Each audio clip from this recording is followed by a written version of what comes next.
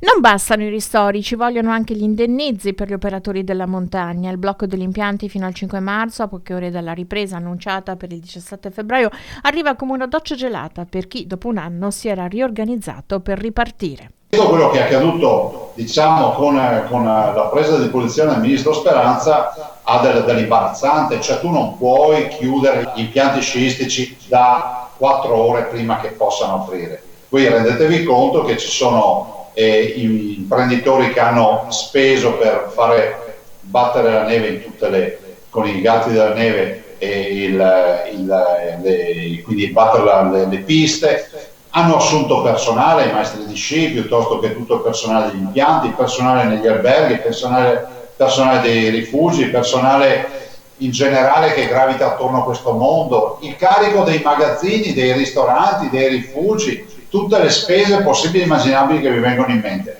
Quindi adesso questo settore che è chiuso ormai da un anno, perché è da febbraio che non ci sono più le piste aperte e quindi si è perso sostanzialmente un paio di stagioni, una stagione e mezza.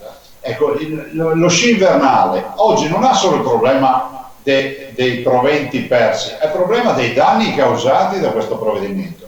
Ma non lo dico perché voglio che si aprano gli impianti da sci e mi rifiuto di ragionare. La salute viene prima di tutto, l'hanno dimostrato i nostri impiantisti.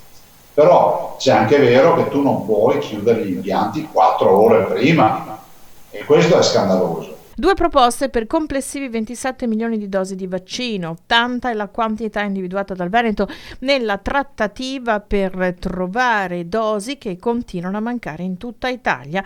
Ora la palla passa al commissario Domenico Arcuri e se la trattativa si conclude, l'intero paese potrà fruire di questa ulteriore fornitura. Ma guardi, noi stiamo facendo il nostro dovere, non stiamo andando a comprare vaccini nel mercato nero, i canali sono ufficiali, sono già arrivati al dottor Flor delle proposte contrattuali, posso già anticipare che si parla di una disponibilità, mi è stato detto, di oltre 10 milioni di dosi e non ho sbagliato il numero. Stiamo parlando di ritiri che avverranno presso le fabbriche ufficiali. Stiamo parlando di prezzi che sono in linea con i prezzi che si pagano sul mercato. Quindi io leggo dichiarazioni impronunciabili, che siamo immorali, che strapaghiamo i vaccini, altre menate del genere, non è vero nulla.